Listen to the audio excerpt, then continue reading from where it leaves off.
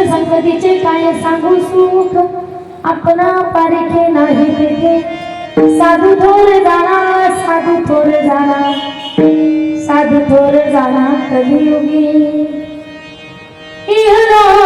इहलोकी तुमची सर्वाभूती साम शरीराचा भ्रमणे कदा साधू थोर जाणा साधू थोर जाणा साधू थोर जाणा कलियुगी नामा म्हणे गाय दूध एक सार साधू निरंतर वर्ते कैसा साधू थोर जाणा साधू थोर जाणा साधू थोर जाणा कलियुगी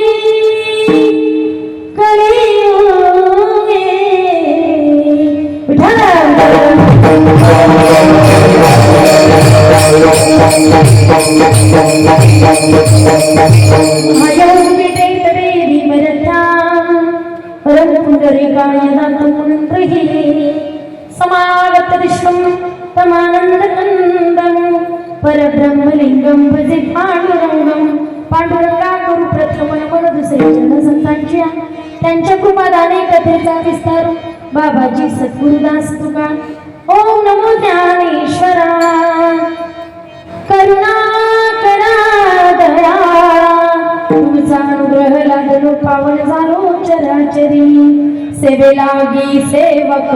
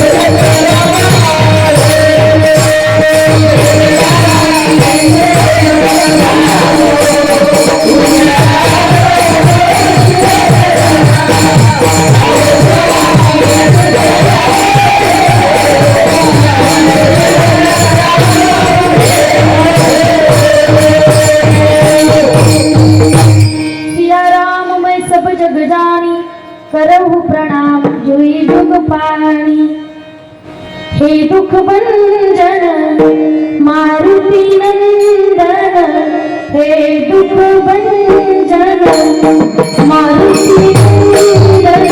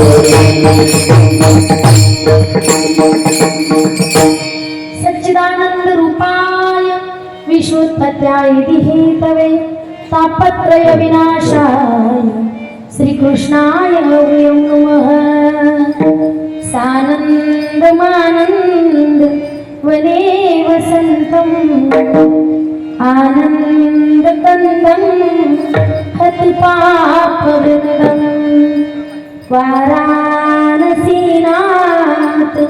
तमनाथ नाथं श्रीविश्वनाथं शरणं प्रपद्ये श्रीविश्वनाथं शरणं प्रपद्ये विठ्ठल विठ्ठल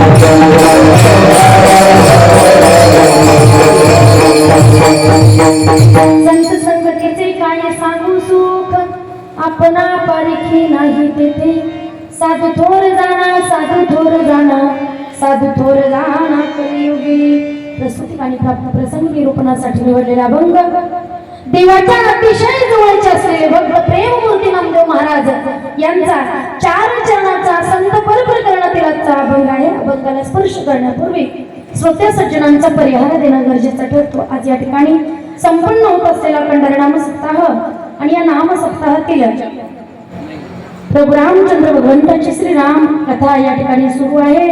कथा प्रवक्ते प्रातस्मरणीय गुरुवर्य चावरे अण्णा या ठिकाणी अण्णांची कथा सुरू आहे आणि सुंदर असं नियोजन या कार्यक्रमाचं आहे. आणि या सप्ताहातील 6व्या दिवशीचं कीर्तन पुष्प माझ्याकडे आलेलं आहे. समस्त हरिभक्ती परायण मंडळी न्यू एस टी कॉलनी यांच्या माध्यमातून माझ्याकडे आलेली ही सेवा आणि अतिशय सुंदर नियोजन आपल्या कार्यक्रमाचं आहे. गायनाचार्य प्रसादजी महाराज या ठिकाणी आहेत. हरिभक्ती परायण नाथ बाबा महाराज या ठिकाणी आहेत. हरिभक्ती परायण धीरज महाराज आहेत. दीपक महाराज इथापे आहेत. प्रदंगाचार्य बाळू महाराज वायाळ या ठिकाणी आदरणीय महाराजांचे सुद्धा आगमन आहे आणि सुंदर नियोजन आपल्या कॉलनीचं आहे. म्हणून या सप्ताहामध्ये ज्यांनी पहिल्यापासून खूप कष्ट घेतलेत अशा असणाऱ्या आपल्या कॉलनीच्या सर्व माता माऊल्या आणि पुन्हा पुरुष मंडळी पूर्वीपासूनच सगळे सक्रिय आपल्या सप्ताहाला आहेत. म्हणून सक्रिय सप्ताहामध्ये सुंदर कार्य करणाऱ्या या ठिकाणी माझ्या माता माऊल्या उभ्या आहेत. समस्त महाराज मंडळी आहेत. वारकरी शिक्षण संस्थेतील विद्यार्थी असतील. या ठिकाणी समस्त हरिभक्ती परायण मंडळी उपस्थित आहेत. त्यामध्ये संवादिनी वादक आदरणीय कल्याणची मामा असतील. माझ्या मुखातून महाराज हा शब्द येत नाही बरं का मामा, सवय लागलेली पहिल्यापासून. म्हणून सगळेच मंडळी ज्येष्ठ आहेत, श्रेष्ठ आहेत. आदरणीय बांगर भाऊ असतील. समस्त आदरणीय मंडळी आहेत. या ठिकाणी आदरणीय चौरे दादा आहेत. हरिभक्ती परायण आमचे बनसोड सर जे माझे 10वीचे शिक्षक होते ते या ठिकाणी माझे सर उपस्थित आहेत, माझे गुरुवर्य शाळेचे बरं का, तुम्ही म्हणणार वारकरी शिक्षण संस्थेतले नाही, आमच्या शाळेचे माझे सर या ठिकाणी उपस्थित आहेत. मला खूप आनंद वाटला. खूप दिवसानंतर दर्शन झालं आणि पूर्वीपासूनच गुरूंची सेवा जीवनात घडली आणि आईवडिलांची सेवा घडली, त्याचं फलस्वरूप आपल्याला हे प्राप्त झालेलं आहे. म्हणून सुंदर नियोजन आपल्या कार्यक्रमाचं आहे. त्यामध्ये अतिशय सुंदर ज्यांची साऊंड सिस्टीम आहे, आपल्या पंचक्रोशीचं वैभव आदरणीय बाळासाहेब आगवान आदरणीय भाऊची सिस्टम आहे आणि उत्कृष्ट क्वालिटी आहे.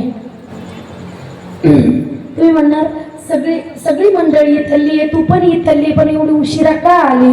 तर माझी कथा सुरू आहे जालना येथे, मी कथा करून डायरेक्ट इकडे आले, म्हणून मला थोडासा उशीर झाला. तुमची क्षमा मागून माझ्या कीर्तनाला सुरुवात करते. विठ्ठल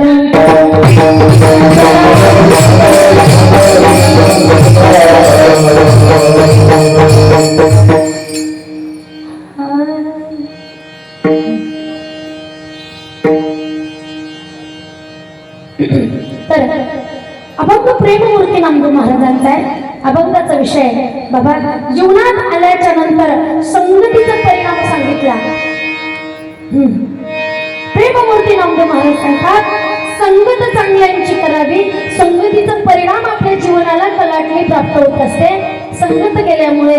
आणि मग त्यांनी ज्यांची संगत केली त्यांच्या जीवनात घडलेल्या संगतीचा अनुभव या अभंगाद्वारे महाराजांनी सांगितला. जीवनामध्ये मी संतांची संगत केली. कोणत्या संतांची केली? तर विश्वमाऊली ज्ञानोबरायांच्या संगतीत मी आलो आणि मग माझ्या लक्षात आलं की जीवन कसं जगायचं, जीवन कसं जगावं, भक्ती कशी करावी, परमार्थ कसा करावा. साध्या आणि सोप्या भाषेत महाराजांनी सांगितलं. संतांच्या संगतीत गेलो मला सुखाची प्राप्ती झाली.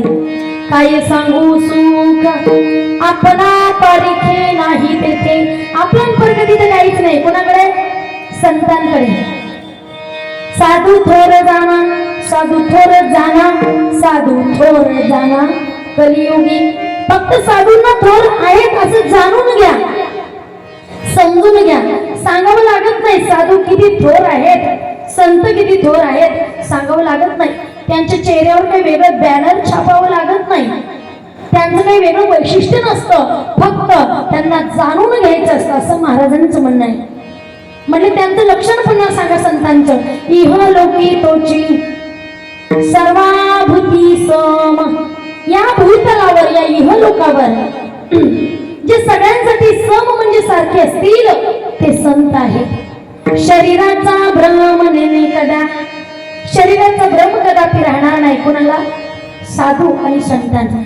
शरीराचा भ्रम नेणे कदा, कधी शरीराचा विचार ते करत नाही.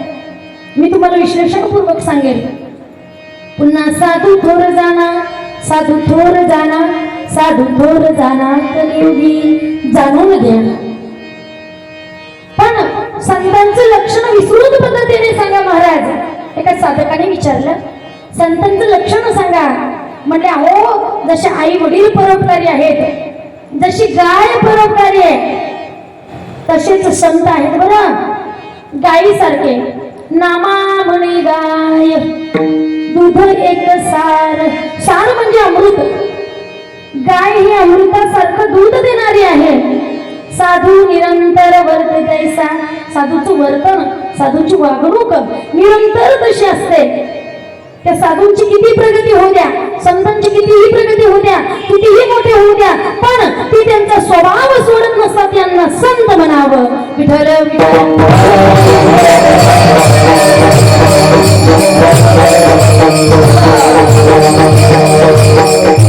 संगत गुणाची करावी, संगत गुणाची करावी महाराजांनी सांगितलंय. संगतीचे विशेष परिणाम सांगितले. संगतीचे चांगल्याच्या संगतीत गेलो म्हणजे चांगले गुण येतात, वाईटांच्या संगतीत वाईट गुण येतात. चहा घेणाऱ्याच्या संगतीत गेलो थोडी थोडी आपण चहा घेतो, थंड चहा, असं महाराजांचं म्हणणं आहे. आपण म्हणजे समाज. संगतीचे परिणाम.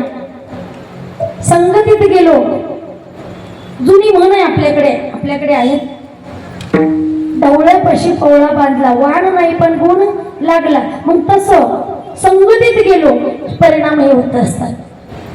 संगतीचे परिणाम सांगितले. पण अभंगाची सुरुवात जी आहे संत या शब्दापासून आहे. संत म्हणजे कोण? सत्याच्या मार्गाने वर्तन आचरण करतील ते संत आहेत. पुन्हा संतांचं लक्षण सांगा. संत दीर्घ स्वर जातात संत म्हणताना.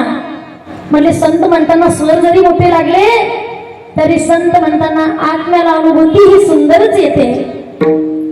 पुन्हा आदि जगद्गुरु शंकराचार्य सांगतात सन्मार्ग वर्तीन संत हा इति संत. सत्याच्या मार्गाने वर्तन आचरण करतील ते संत आहे. मग सत्याचा मार्ग म्हणजे कोणता मार्ग हो? वारकरी संहिता. ज्यांच्याकडे वारकरी संहिता आहे म्हणजे ते संत आहेत, ते साधू आहे. कोणती वारकरी संहिता? वारकरी संध्या कोणती? सकाळी उठले की काकडा विष्णू सहस्रनाम ज्ञानेश्वरीच्या 5 ओव्यांचं पारायण ज्यांच्या जीवनात आहे, संध्याकाळचा हरिपाठ ज्यांच्या जीवनात आहे ते संत आहेत. सन्मार्ग वर्तीन संत हा इति संत असं महाराजांचं म्हणणं आहे. मग त्या संतांची लक्षणं सांगा महाराज. अहो त्यांच्याकडे जर गेलो तर काय लाभ मिळतो जीवनाला? महाराजांनी सांगितलं संतांनी नुसतं आपल्याकडे बघितलं तरीही लाभच आहे. खूप मोठी पब्लिक आहे, एखादी खूप मोठे संत यावेत आणि एवढ्या गर्दीमधून आपल्याला एकट्याला नुसतं बघावं, सगळ्या लोकांचं लक्ष आपल्याकडे जातं. त्या संतांनी यांच्याकडे का बघितलं असावं? त्याचं विश्लेषण आहे. कृपा दृष्टी न्याहाळिले आपुले पदी बैसविले. नुसतं पाहिलं तरी सुखाची प्राप्ती आहे, नुसतं पाहिलं तरी सुख आहे. मग संतांच्या सानिध्यात गेल्याच्या नंतर किती सुख होईल? अहो संतांचं दर्शन घेतलं तरी सुख आहे. संत दर्शनी आला, संत दर्शनी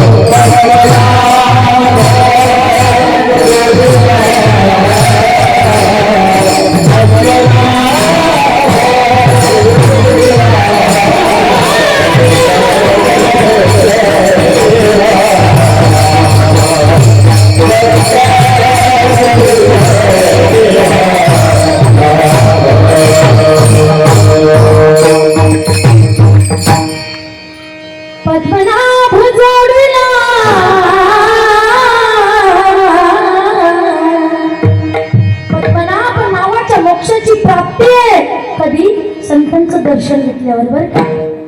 मग महाराज दर्शन कसं घ्यायचं? दुरूनच घ्यायचं की असं करून घ्यायचं?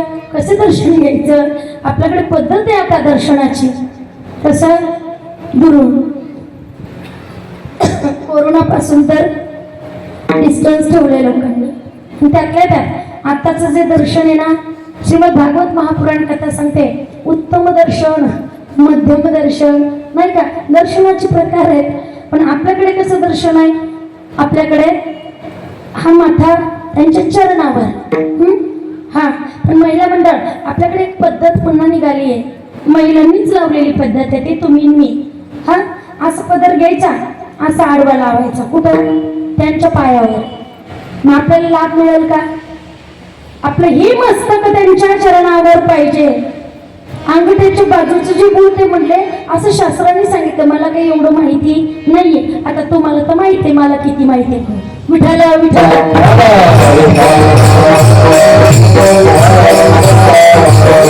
दर्शन दर्शन सांगितलं. हे मस्तक त्यांच्या चरणावर गेलं तर उत्तम दर्शन मिळतं. पण डायरेक्ट कॉन्टॅक्ट व्हावा आपल्या मस्तकाचं आणि त्यांच्या पायाच्या बोटाचं बस. मस्तक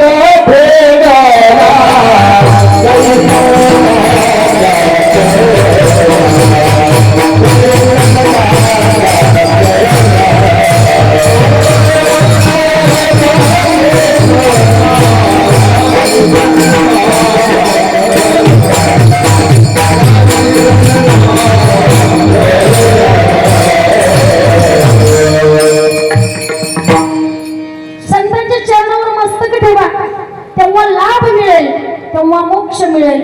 म्हणजे दर्शन केलं तरी लाभ आहे, त्यांनी आपल्याकडे बघितलं तरी लाभ आहे, आपण त्यांचं दर्शन घेतलं तरीही लाभ आहे. हा मग महाराज आणखी पुढची स्टेप सांगा ना. संतांच्या अतिशय जवळ जर आपण गेलो आणि कदाचित संतांनी आलिंगन दिलं तर आलिंगन घडे मोक्ष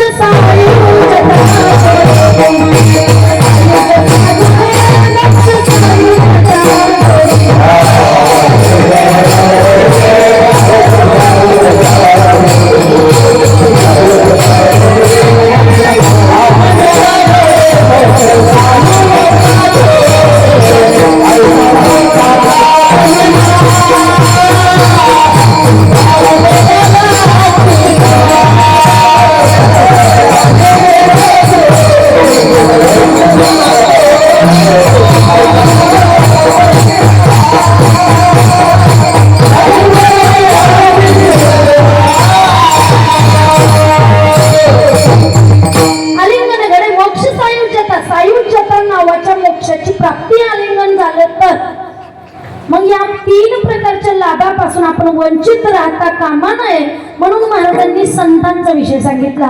सांगणारे प्रेममूर्ती नामदेव महाराज आहेत. त्यांनी सांगितलं जेव्हा मी विश्वमाऊली ज्ञानोबरायांच्या सानिध्यात गेलो, संगतीत गेलो, तेव्हा मला प्रचिती आली की ज्ञानासाठी वयाची महती नसते. ज्ञान जर प्राप्त झालं तिथं वय जरी कमी असलं तरी आपल्याला तिथं नतमस्तक व्हावं लागतं. नामदेव महाराजांनी साधकांनी विचारलं, महाराज तुम्ही ज्यांच्या संगतीत गेले होते त्यांच्या संगतीमध्ये ते केवढे मोठे होते हो, केवढे महान होते? म्हणजे अहो जास्त मोठे नव्हते, अगदीच 16 वर्षाचं वय ज्ञानोबरायांचं. पण त्यांच्या चेहऱ्यावरचं तेज बघितलं, त्यांच्या सानिध्यात गेलो, त्यांच्या सोबतीला गेलो आणि एवढा लाभ मिळाला. कोणता लाभ मिळाला महाराज? अहो एवढंसं वय त्यांचं, त्यांच्या सानिध्यात मी गेलो आणि काय ज्ञानाची प्राप्ती त्यांना आहे म्हणून सांगू. तिथं गेल्याच्या नंतर मला असं वाटलं माझ्या भक्तीपेक्षा त्यांचं ज्ञान मोठं आहे. मग काय सांगू, सुख आश्चर्यचकित गोष्ट, काय सांगू सुख. आश्चर्याने सुद्धा काय सांगू बोलतात. मराठी भाषा अशी आहे, दुःख झाल्यानंतर सुद्धा काय सांगू हाच शब्द बोलतात. बरोबर आहे की नाही? काय सांगू बाई, असा सूर थोडा लांब असतो फक्त.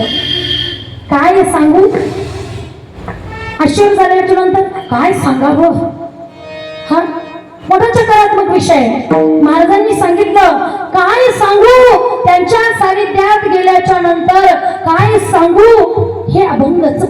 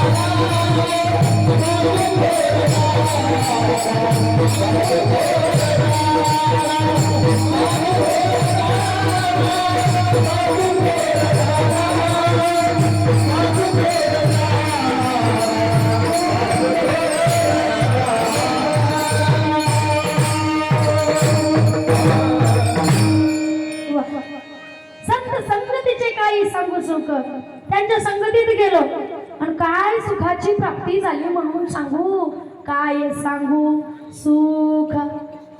वर्णन करत असताना महाराज सांगतात काय सांगू सुख, काय सांगू, किती सांगू, काय सुखाची प्राप्ती झाली. संगतीत गेल्याच्या नंतर कळलं की संगत कुणाची करावी. हा तसे सगळ्याच महाराजांनी सांगितलंय, सगळ्याच संतांनी सांगितलंय की संगत चांगल्याची करा. जगद्गुरु तुकोबाराय पण सांगतात संगत चांगल्यांची करा. आम्ही चांगल्यांच्या संगतीत जाऊन बिघडलो. लोकांनी म्हटले परमार्थ केला, आम्ही बिघडलो, तुम्ही बिघडा असं नाही, तुम्ही बिघडा ना.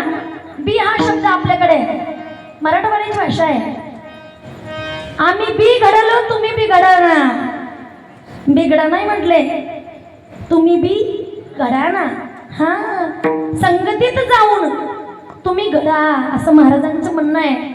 कबीरजी महाराज सुद्धा सांगतात संगत संतन की करले, संगत संतन की करले.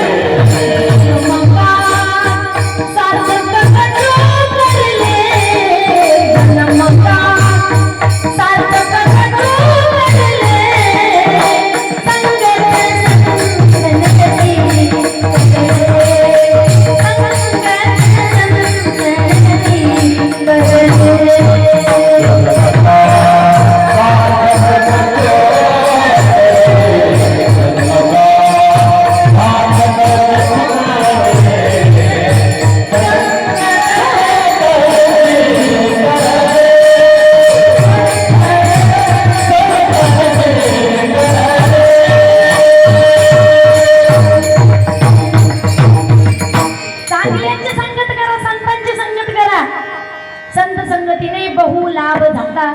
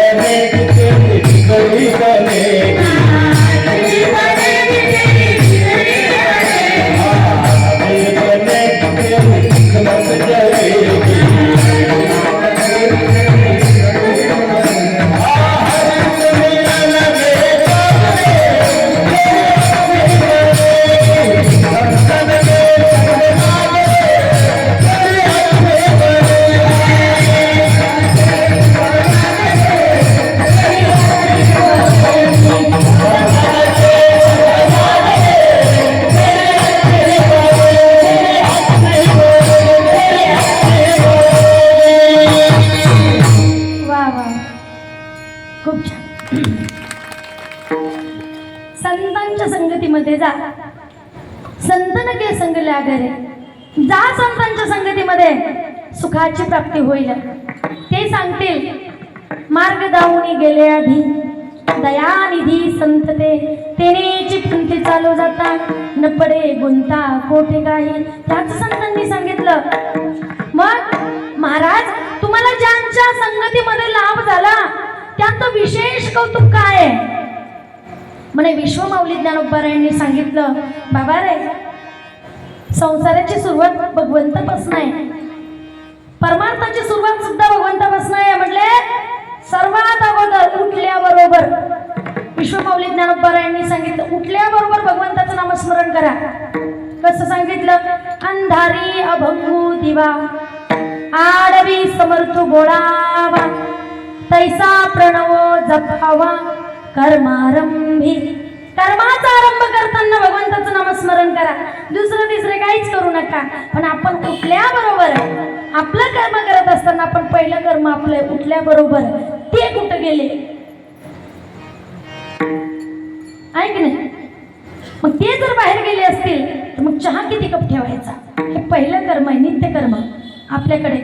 हा, पण विश्वमाऊलींनी सांगितलं की भगवंताचं नामस्मरण करा. आणि आपण फक्त आणि फक्त संसाराचंच नाम घेतो, संसारातल्या गोष्टींचं. 24 तास आपण संसारामध्येच आहे. संसार काय आपल्याला सुटत नाही. काही वेळापुरता सोडा असं महाराजांचं म्हणणं आहे. संसारी असावे, असूनही नसावे, भजन करावे वेळोवेळा. तरीही आपण तिकडं दुर्लक्ष केलंय, तिकडं आपण लक्ष देत नाही. आपलं फक्त आणि फक्त किराणा संपला, बटाटे संपले, शेंगदाणे संपले, हे आणा, इकडे आपलं लक्ष आहे.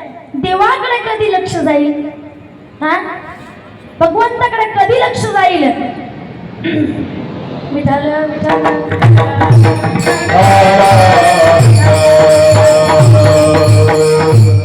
भगवंताकडे कधी लक्ष जाईल? कधी लागेल रे वेड्या तुला गोडी अभंगाची, कधी जाईल तिकडे? म्हणून ज्यांच्या संगतीमुळे परिणाम झाला त्यांच्या संगतीचं वर्णन केलं की संतांच्या संगतीचं काय सांगू सुख. सांगत असताना आपणही सुख सांगतो, बाई काय सांगू सुख. खूप मोठा प्रपंच आहे, खूप मोठं घर बांधलं हो, आता गाडी सुद्धा आहे, खूप पैसाही कमवणं सुरू आहे, काय सांगू सुख. खूप पैसा आहे, प्रॉपर्टी आहे, संपत्ती आहे, काय सांगू सुख. मुलंही मोठे झालीत, काय सांगू सुख. नंतर मुलाचं लग्न झालं, काय सांगू सुख. पण सुनबाई नीट बोलतच नाही, काय सांगू सुख. काय सांगू सुख. प्रापंचिक सुखाचं वर्णन आपण करतो, काय सांगू सुख. काय सांगू, केवढा त्रास आहे इकडे संसारामध्ये. त्रासच आहे. संसाराच्या अंगी अवघीच व्यसने, आम्ही या कीर्तने शुद्ध झालं. महाराजांचं म्हणणं वीत व्यसन सगळी आहे. म्हणून इकडे जास्त लक्ष देऊ नका, भगवंताकडे लक्ष द्या. विठ्ठल विठ्ठल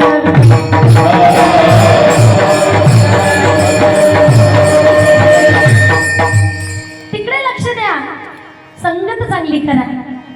हो, गजेंद्रने सुद्धा काही क्षणापुरती का होईना संतांची संगत केली होती. तुम्ही सगळे ज्ञाते श्रोते आहात. अक्षरशः तुमची भागवत कथा पाठ झालेली आहे. एवढ्या दिवसापासून आपल्या परिसरामध्ये कथा होतात. भागवत कथेमध्ये गजेंद्र मोक्षाची कथा आहे. गजेंद्रला काही क्षणासाठी संतांचा संग झाला होता, ज्याने की कधीच संतांचा संग केला नाही, कधीच भगवंताचा संग केला नाही. आणि मग गजेंद्रला एक वेळ अशी आहे की गजेंद्रला असं वाटलं की मी जीवनामध्ये प्रपंचच केला, मग या प्रपंचाला अगदीच छान करायचं, आणखीन सुंदर करायचं. मग कुठं जायचं? सगळी फॅमिली घेऊन सरोवराकडे जायचं. उन्हाळ्याचे दिवस आहे, जायचंय कुठंतरी फिरायला, वाटतं माणसाला जावं. तसं गजेंद्रला सुद्धा वाटलं. गजेंद्र हत्ती, त्याला वाटलं की मी माझ्या फॅमिलीला कुठंतरी घेऊन जावं. का? आयुष्यभर त्याने संसार संसार आणि संसारच केला, कधीच भगवंताचं नामस्मरण केलं नाही. अनेक पत्न्यांचा तो पती आहे, अनेक मुलांचा तो पिता आहे. त्याला घर, प्रपंच, बायको आणि मुलं याच्याशिवाय गजेंद्राला काहीच माहिती नाहीये. गजेंद्र सरोवरामध्ये जातो. सरोवरामध्ये गेल्याच्या नंतर जलक्रीडेचा प्रसंग आहे. जलक्रीडा चालू आहे. त्याच्या पत्न्या सोंडीत पाणी घेऊन त्याच्या अंगावर टाकायच्या, मुलं टाकायची. तो क्रीडा करत असताना भगवंताला असं वाटलं की खूप सुखात आहे, आपण याला आता दुःख द्यावं. तसं तुमचं माझं आहे. आपण खूप सुखात असलो की एकदा की होईना जीवनात दुःख येतं आणि मग ते दुःख आपल्याला असह्य होतं आणि मग आपण देवाकडे जातो, देवाचा धावा करतो. तसं गजेंद्राचं झालं. ज्याने जीवनात कधीच भगवंताचं नाम घेतलं नाही, कधीच नाही. त्याला असं वाटलं मी आणि माझी फॅमिली, वाह, मला काय घेणं देणं आहे. तशी लोक खूप आहेत जगामध्ये, खूप आहेत. ते म्हणतात मला काय घेणं देणं नाही जगाशी, कधीच नाही. मी आणि माझं कुटुंब. त्यांना संत सेवा माहिती नाहीये, त्यांना सप्ताह माहिती नाहीये, कीर्तन माहिती नाहीये आणि आता तर लोकांना एकादशीचं व्रत सुद्धा माहिती नाहीये. असेही लोक जगात आहेत. अनेक ठिकाणी मी बोलत असते. ज्या ठिकाणी माझी कथा चालू आहे, कालच्या उपवासाचा प्रसंग सांगितला. 2-3 जण म्हटले ताई आमचं काय वय नाही आता एकादशी करण्याचं. एकादशीसाठी वय असावं लागतं काय? हा, मग गजेंद्रला सुद्धा असं वाटलं की मी तिथं जावं. पण भगवंत कधीच सुखात असताना सुखाचा शेवट सुखात होऊ देत नाही, हे मात्र नक्की आहे. भगवंताने धडा शिकवला गजेंद्राला. गजेंद्राचा पाय मगरीने पकडला आणि गजेंद्र व्याकुळ झाला. गजेंद्र म्हणतो बाबा, या संसारासाठी मी एवढं सगळं केलं आणि आता मला त्रास होतोय. गजेंद्राने सगळ्यात पहिल्या पत्नीला आवाज दिला, अगं ए, मला त्रास होतोय. पहिली पत्नी म्हणजे सगळ्यात मोठी पत्नी.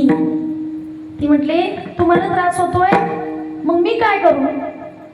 तुमचा त्रास तुम्ही सहन करा. का? मी चांगली होते ना, मग दुसरी कशाला गेली?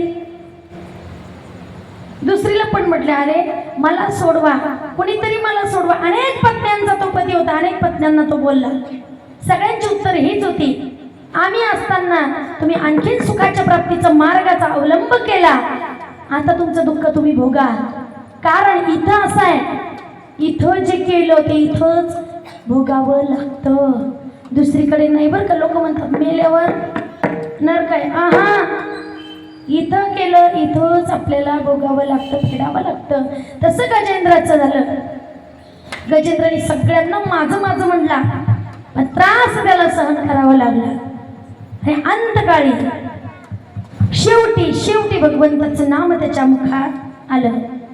अंतकाळी ज्याच्या नाम आले मुखात, त्याच्या मुखात भगवंताचं नाम आलं. अंधेरों की नगरी से कैसे मैं हार जाऊं, शाम अब लेने आ जा, हौसला हार न जाऊं. हो शाम आ जा,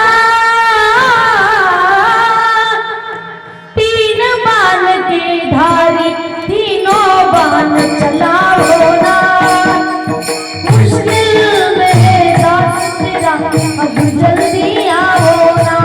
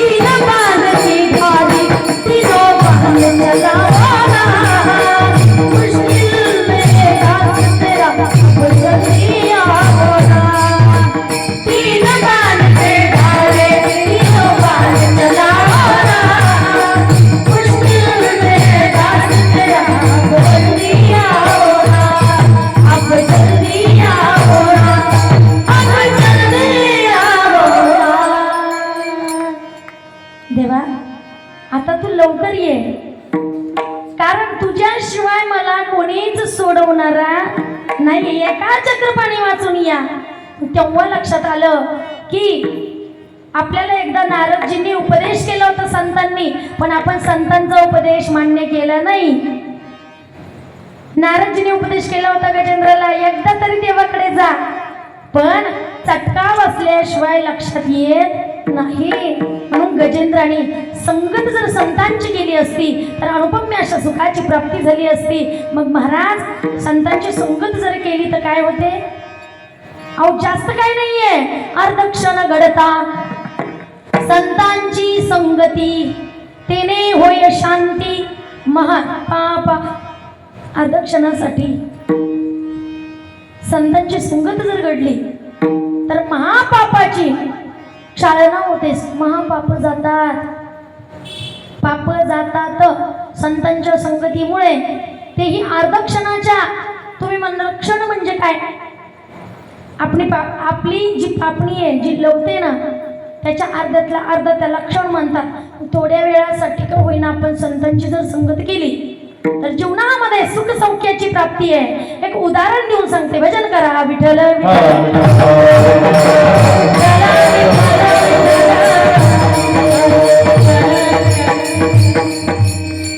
जीवनामध्ये संगतीचा परिणाम खूप मोठा आहे.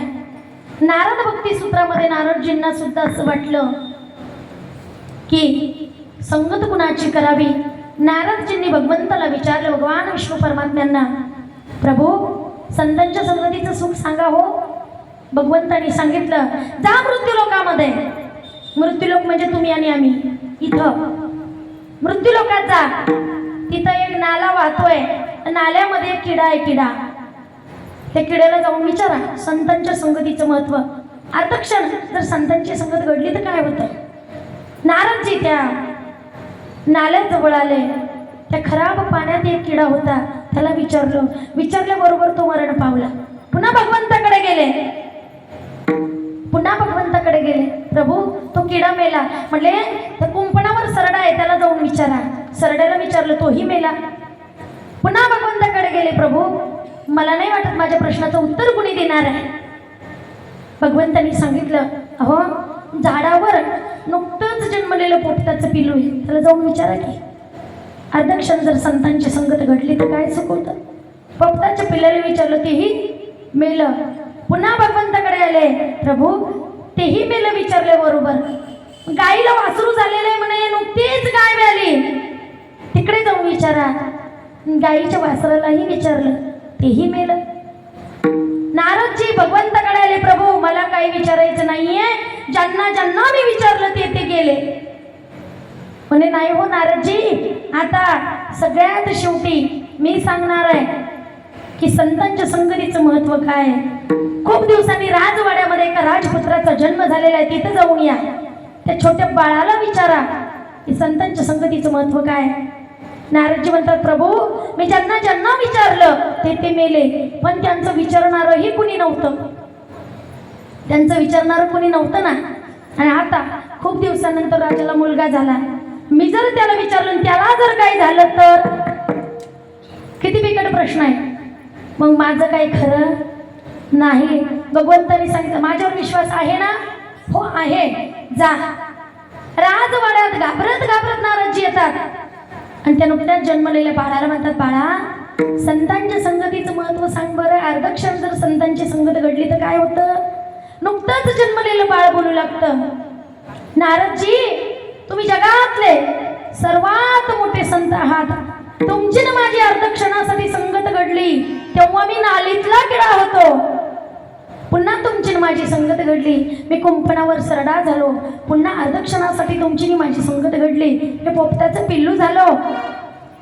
पुन्हा माझ्या जन्माचं प्रमोशन झालं, मी गाईचं वासरू झालो. जेव्हा जेव्हा मला तुमची संगत घडली तेव्हा माझ्या जीवनाचं प्रमोशन झालं. अर्धक्षणासाठी का होईना तुमची संगत घडली, म्हणून सुंदर अशा नरदेहामध्ये सुंदर असा नरदेह मला मिळाला. मनुष्य योनीमध्ये मला जन्म मिळाला. त्यातल्या त्यात मी राजांचा मुलगा झालो. हा आहे संगतीचा परिणाम. विठ्ठल विठ्ठल.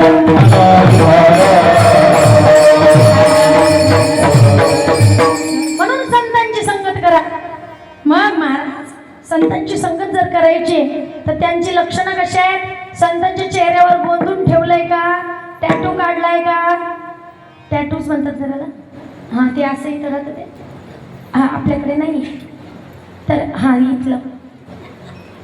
तर संतांकडे टॅटू असतो का? संतांकडे असं बॅनर वगैरे काही छोटंसं असतं का लावलेलं? मी संत आहे. संत बोलतात का तसं? मी संत आहे, मला देव म्हणा, असं नाही ना.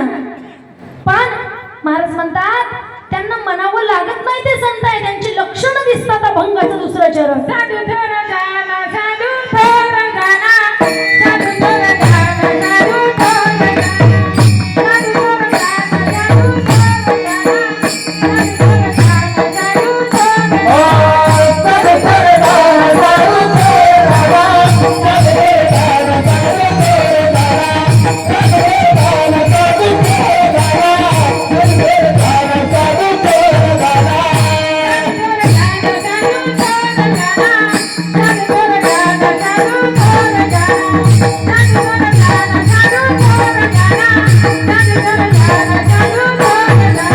साधू थोर जाना, साधू थोर जाना, साधू थोर जाना,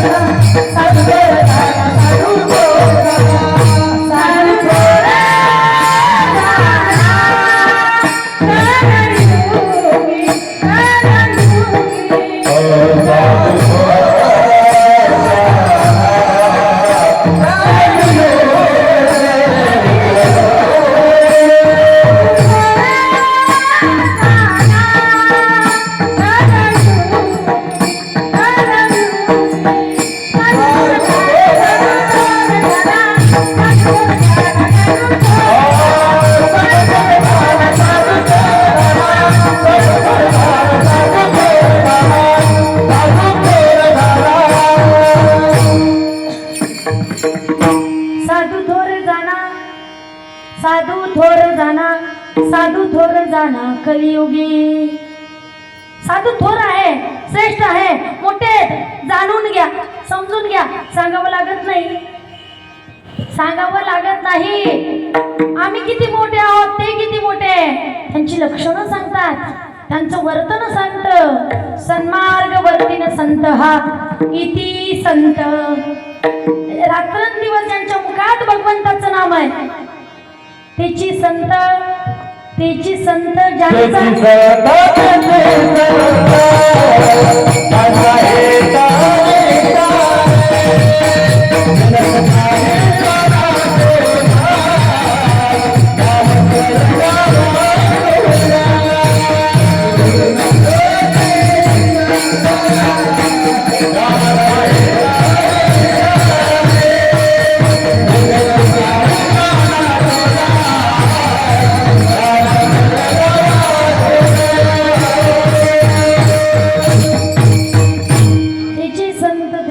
ज्यांचा ज्यांचा हेत विठ्ठले नेनते काही टाना टोना नामस्मरणा वाचून या. आता टाना टोना आला की पुन्हा जे चालू आहे सोशल मीडियाला आला की नाही तो विषय. मला ते बोलायचंच नव्हतं, पण नेनती काही टाना टोना नामस्मरणा वाचून या आला की तो विषय. रोज तेच चालू आहे सोशल मीडियाला, न्यूजला, जिकडे तिकडे तेच आहे. शेवटी अभंगामध्येही तेच आला आता, म्हणून बोलावं लागतं.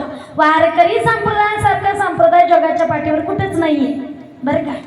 पण लोकांना असं वाटतं शॉर्टकट पद्धतीने मोठं व्हावं, म्हणून तिकडे जातात. नेनती काही टानाटोना. आपल्याकडे नाही येते नेनती काही टानाटोना. आपले लोक नाही जाणार, अजिबात नाही.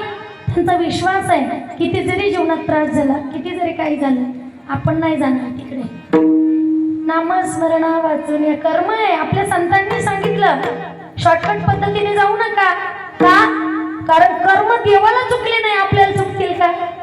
म्हणून नामस्मरणा वाचून या. आज नाही तर उद्या आपली परिस्थिती सुधरेल, पण आपण तिकडे जायचं नसतं. जे तिकडे जातील त्यांचीही वाट लागेल, आणि यांची सुद्धा त्यांच्या मागे गेल्याने वाट. हा विठ्ठल विठ्ठल.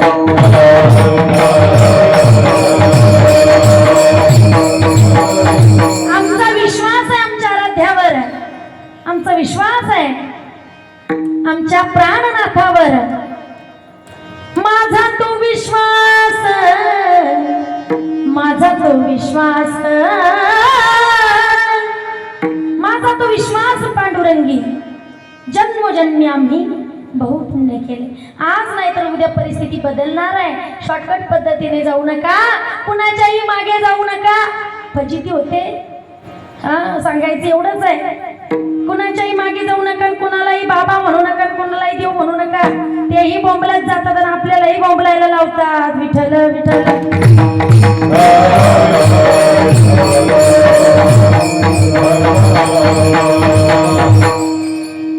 आज मी आता सांगितलं शॉर्टकट पद्धतीने पटपट पटपट कुणाला काहीतरी कमवायचं असतं आणि पटकन स्पीडनं मोठं व्हायचं असतं. कोणी मोठं झालं का आपल्याला वाटतं आपणही मोठं व्हावं, पण कोणत्या पद्धतीने व्हावं हेही लक्षात आलं पाहिजे. म्हणून कोणाच्याही मागे लोक जातात. संत ओळखत नाही. कोणालाही संत म्हणतात, कोणालाही बाबा म्हणतात, कोणालाही. मी गेले 8 दिवस कीर्तनात तेच सांगू लागले की गुरु करत असताना, संत करत असताना, बाबाकडे जात असताना 3दा चष्मा पुसा. 3दा. एकदा चांगल्या कपड्याने, आणखीन एकदा चांगल्या कपड्याने आणि आणखीन एकदा चांगल्याच कपड्याने. फजिती होणार नाही. चष्मा पुसून जा. का? आपण ओळखायला कधी कधी चुकत असतो. म्हणून संत ओळखा. संतांची लक्षणं सांगितली. म्हणले त्यांना फक्त जाणून घ्या, समजून घ्या. सांगावं लागत नाही ते संत आहे. का? त्यांच्या मुखामध्ये रात्रंदिवस वचन असतं. ते संत आहे. त्यांच्याकडे वारकरी संहिता आहे. ते संत आहे. ज्यांच्या जीवनामध्ये हरिपाठ काकडा हे नित्यनियम आहे. ते संत आहेत. तुम्ही म्हणणार मग साधू. अहो, साधूंना एकच काम, पण संतांना अनेक काम. साधूंना एकच काम कोणतं? देव देव आणि फक्त देव. पण संतांना सगळ्यांचा उद्धार, मुमुक्षजनांचा उद्धार, जीवाचा उद्धार, भगवंताच्या चरणाचा आचार, जगाचं कल्याण हे संतांचं लक्षण आहे. म्हणून साधूंना एकच ध्यास देव आणि संतांचा एकच ध्यास जगाचं कल्याण. जय हो.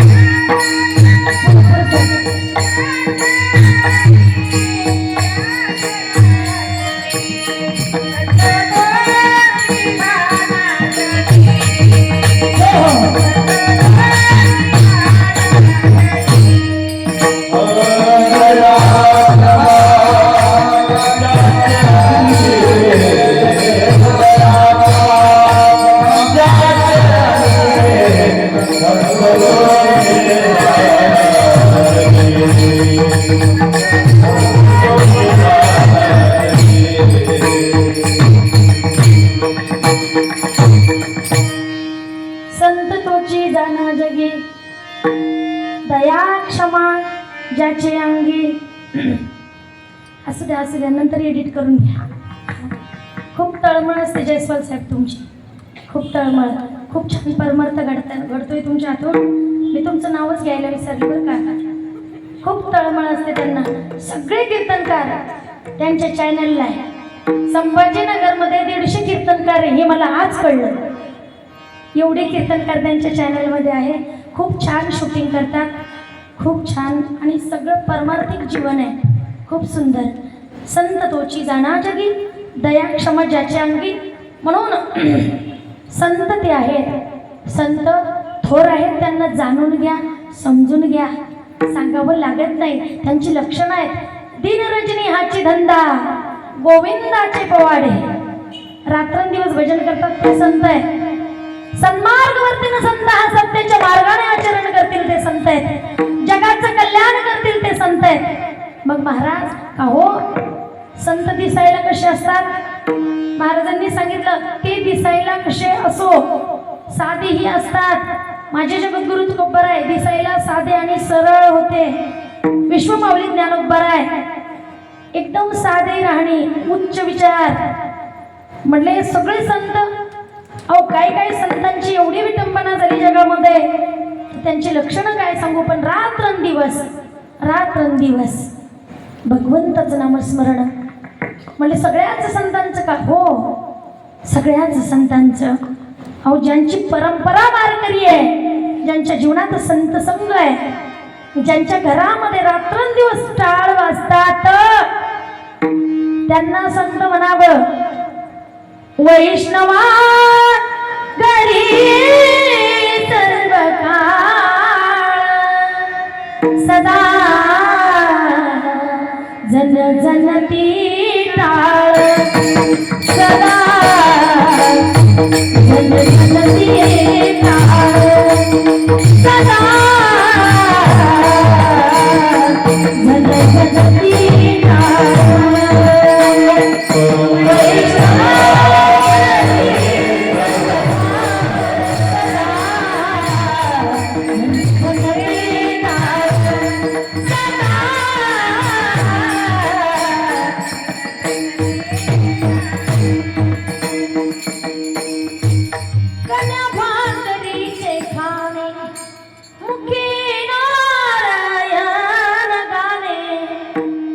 वैष्णव ते आहेत, संत ते आहेत, ज्यांनी जगाचं कल्याण केलं.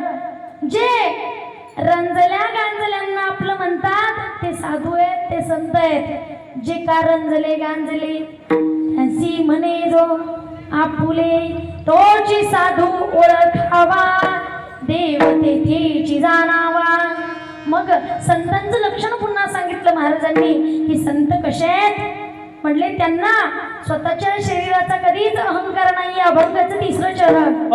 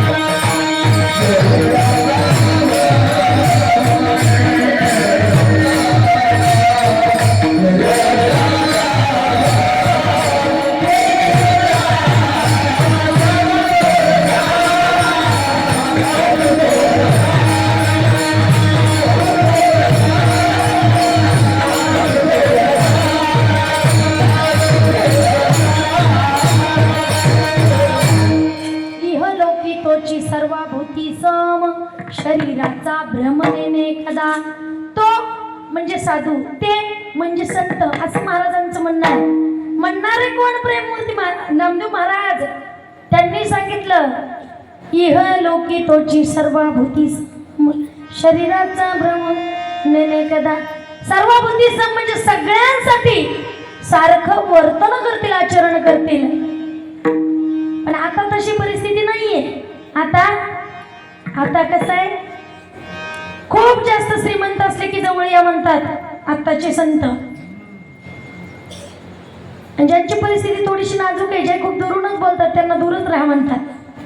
असे भेद आहे आता संत मंडळींनी केलेले. आताच्या संतांनी केलेले भेद आहेत.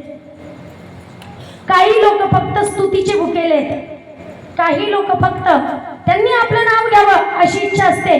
काही लोक फक्त त्यांना असं वाटतं की त्यांनी आपल्याला जवळ करावं, त्यांनी आपलं नाव घ्यावं, त्यांनी आपल्याला मोठं म्हणावं, आणि तेही त्याच प्रकारचे संत आहेत. आत्ताची परिस्थिती अशी आहे, आता असं चालू आहे. पण सर्वाभूती सम राहायचं. कीर्तन मर्यादा सांगते की कुणाची स्तुती केल्यापेक्षा भगवंताची स्तुती जास्त महत्वाची आहे. सर्वाभूती सम, सगळ्यांसाठी सारखं वागायचं. शरीराचा भ्रम नेने कदा. शरीराचा भ्रम म्हणजे हे शरीर मातीने तयार झालं, मातीतच जाणार आहे हे ज्यांना माहित आहे ते कशाला शरीराचा भ्रम करतील. शरीराचा भ्रम नेने कदा. का? संतांनी सांगितलंय शरीराची होय माती, शरीराची होय माती,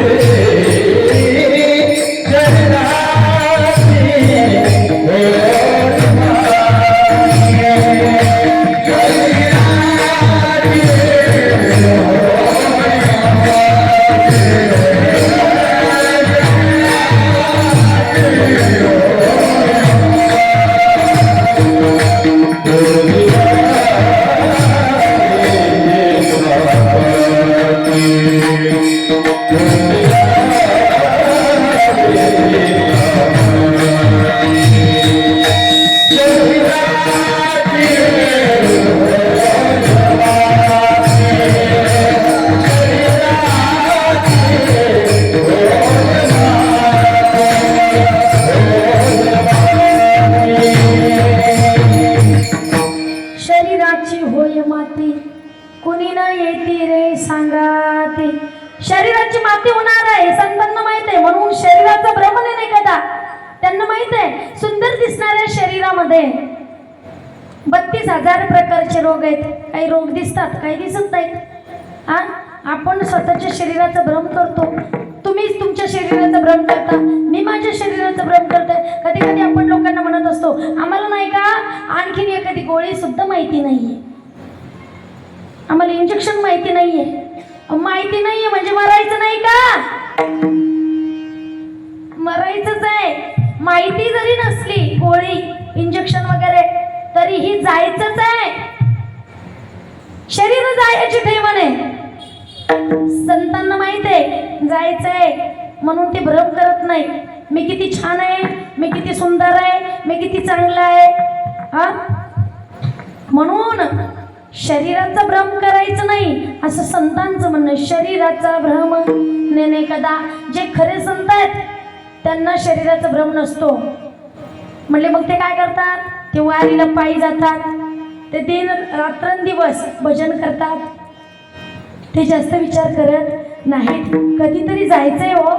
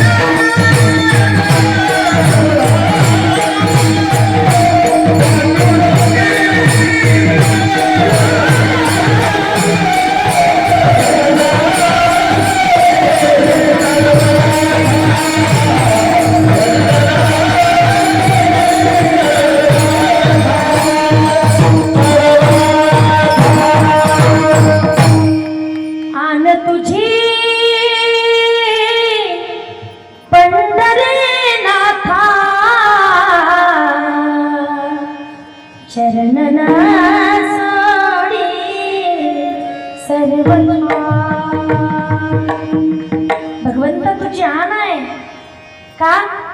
ज्यांना शरीराचं भ्रम नसतो ना ते रात्रंदिवस नामस्मरण करतात. रात्रंदिवस भगवंताचं नामस्मरण करतात. त्यांना छंदच असतो. जीवनामध्ये असे छंद जोपासा ज्या छंदाने जीवनाला कलाटणी प्राप्त होईल. कुणाला गायनाचा छंद आहे, कुणाला कीर्तन करण्याचा छंद आहे, कुणाला मृदंग वाजवण्याचा छंद आहे, कुणाला कीर्तन ऐकण्याचा छंद आहे, कुणाला कीर्तनात बोलण्याचा छंद आहे, कुणाला कीर्तनामध्ये झोप घेण्याचा छंद आहे. पण छंद आहेच ना. हा, हे छंदाचे प्रकार आहे. काही महिलांना चौकशी करण्याचा छंद आहे. महाराज कुठले? इथं सगळ्यांना माहित आहे महाराज आमचेच आहेत. हा, बाहेरचं सांगते महाराज कुठले आहेत. खूप चौकशा करतात. पण महाराज मंडळींबद्दल बोलताना एक गोष्ट नक्कीच बोलत जा. काय? आजच्या महाराजांचा हरिपाठ पाठ आहे का? पहिला प्रश्न महाराजांना बरं का. तुम्ही म्हणणार तू जास्त शिल्लक झाली. हां, पण महाराजांचा अभंग पाठ आहे का? महाराज काकडा तुमचा पाठ आहे का? असे प्रश्न महाराजांना विचारा. बाकी काही विचारू नका. नाही तर छंद असे असतात की महाराजांना काय विचारतील याचा भरोसा नाही. वैजापूर आणि श्रीरामपूरच्या मध्ये एक गाव आहे जिथं मी आता कथा करून आले. त्या गावाच्या बाजूला एक गाव आहे आणखी. मी गावाचं नाव नाही सांगणार कारण सगळ्यांना माहिती आहे. तर तिथं माझं कीर्तन झाल्याच्या नंतर एक आजी माझ्याकडे आल्या. पटपट मला असं म्हटलं नक्की माझं काहीतरी चुकलं. स्पीडनं माझ्याकडे आल्या. म्हणल्या ताई चल चहा घ्यायला. मी म्हणलं आजी इथं एवढ्या महिला एवढ्या जणी आणि त्या पण सगळ्या ओळखीच्याच आहे. पण कोणी मला म्हणलं नाही चहाला चल. या या या या बरं का. मी तिकडं म्हणले तू मला नाही म्हणले. हां, तर तूच एक चांगली आजी तुम्हाला चहा घ्यायला चल म्हणली. पण मी चहा नाही ना घेत म्हणे. पण तुला घ्यावंच लागते का? तू माझ्या नाती सारखी आहे. मी म्हटलं वा वा वा मला आजी भेटली. मी पण आनंदी झाले. मी म्हटलं तू पण माझी आजी सारखी आहे. ती म्हटली चल ना मग चहा घ्यायला. म्हटलं मी चहा नाही घेत. म्हणे तुला काही चालत नाही का? आता चालत नाही म्हटल्यानंतर घ्यावंच लागते की नाही थोडी का होईना. मी म्हटलं चला ठीक आहे. आम्ही त्यांच्या घरी गेलो. हां, घरी गेल्याच्या नंतर त्या आजीने मला प्रश्न केला. छंदाचे प्रकार सांगू लागले मी. त्या आजीने मला प्रश्न केला चहा किती ठेवू?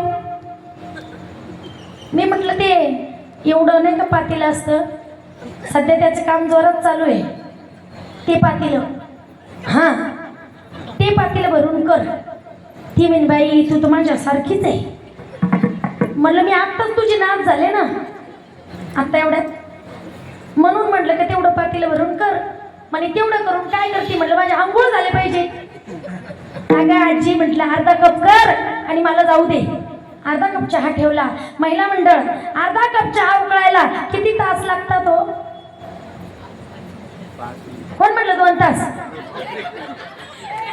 हां, तर 5 मिनिटामध्ये त्या आजीने 100 प्रश्न विचारले. मला म्हणली का ग? म्हटलं बोल तुझं गाव कोणतं आहे? म्हटलं छत्रपती संभाजीनगर.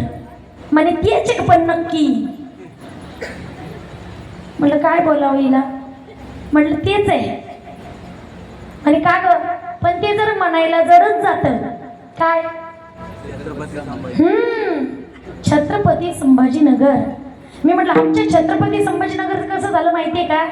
नवीन नवरी नांदायला आली की तिला जसं नवऱ्याचं नाव घेणं जड जातं तसं लोकांना छत्रपती संभाजीनगर म्हणायला जड जातं.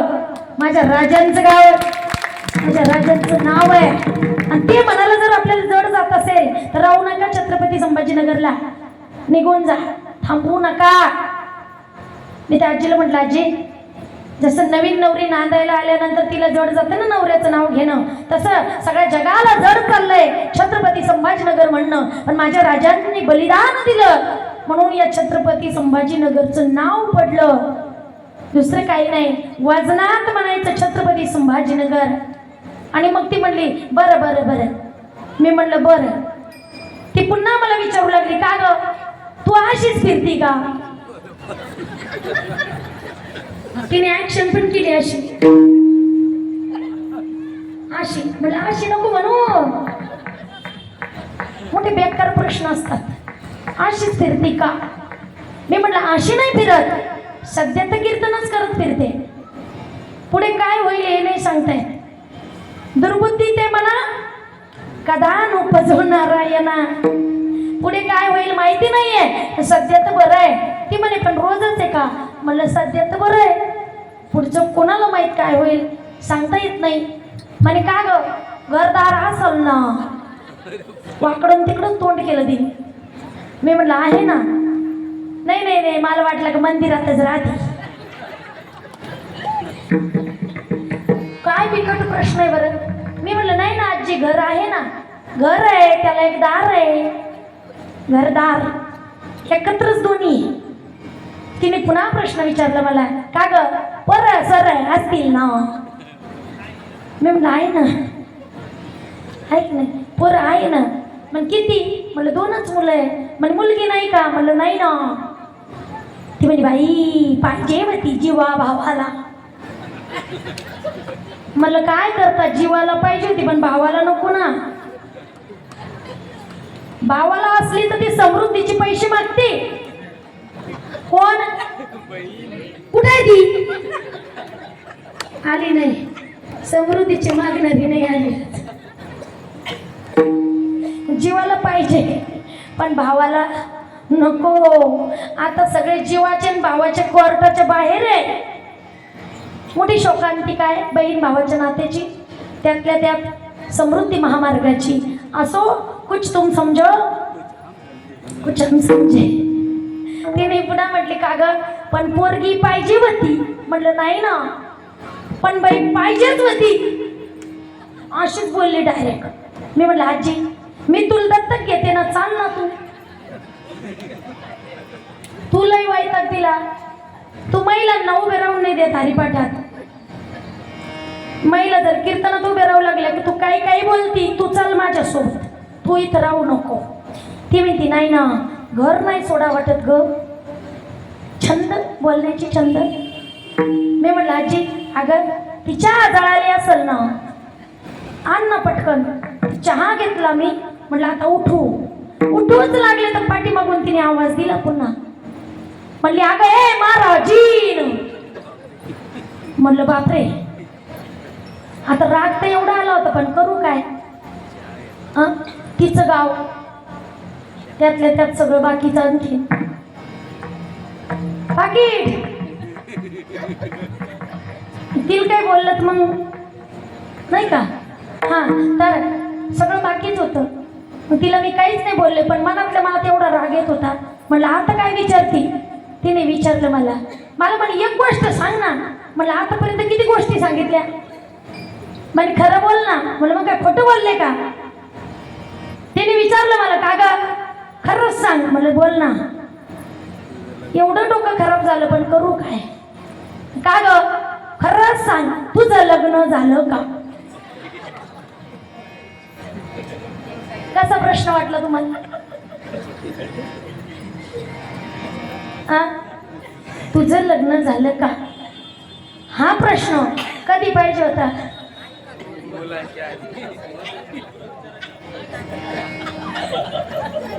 तुम्ही सांगा मी काय बोलायला पाहिजे होतं. मग मला एवढं रडू आलं. मी अशा आठूच रडू लागले तिला. आजी मी एवढं रडू लागले. ती म्हणे तुला काय झालं रडायला. म्हणलं आजी तुझ्या घरात एवढी दोरी आहे का. ती म्हणे कशाला. म्हणलं मला फाशीच घ्यायची आहे, मला मरायचंच आता. ती म्हणे बाई तू काही म्हण पण इथं नको मरू. नारळ घे पाकिट घे, गावाच्या बाहेर जाईन तिकडंच मर बाई मला. हे असे छंद असतात.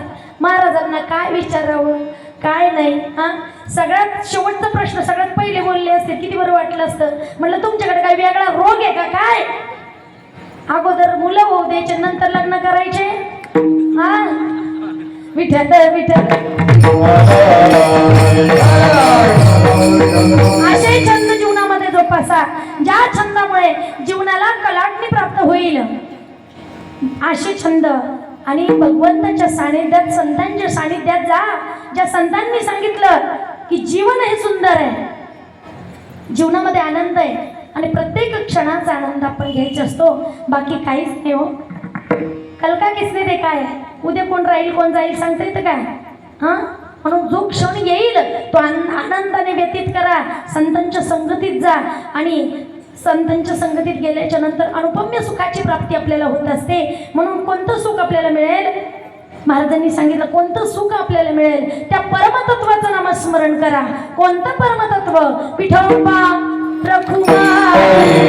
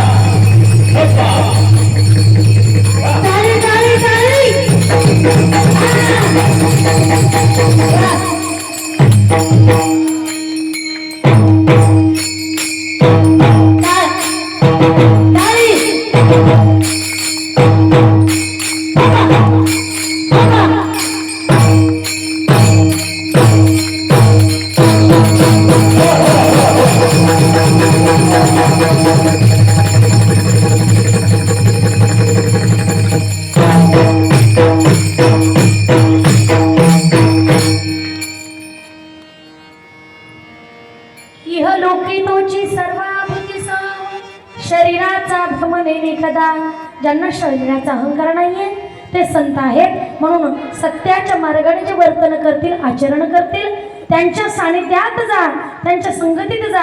संत हे परोपकारी आहेत. परोपकार कुणासारखा सांगितला? गाय ही परोपकारी आहे. ती गाय अमृतासारखं दूध देते, तिच्या वासराला देते आणि आपल्या लेकराला सुद्धा देते. अभंगाचं शेवटचं चरण. तू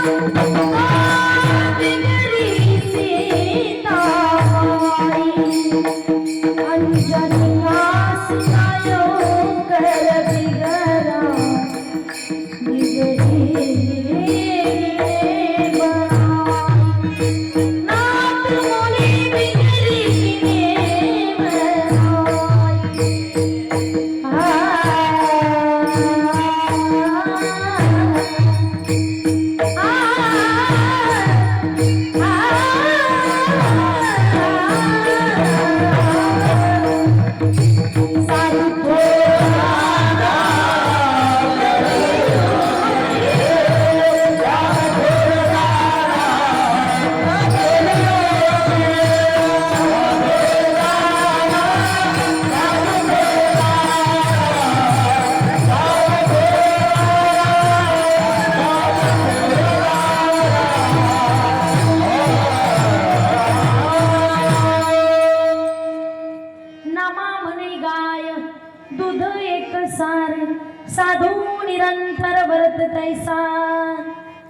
नामदेव महाराज म्हणतात, गाय सार म्हणजे अमृतासारखं दूध देते, पण फक्त वासरासाठीच नाही, आपल्या लेकरांसाठी सुद्धा. कधी कोणती गाय म्हणते की तुमच्या लेकरांना माझं दूध घेऊन जाऊ नका, ती परोपकारी आहे. तसा परोपकार संत करत असतात.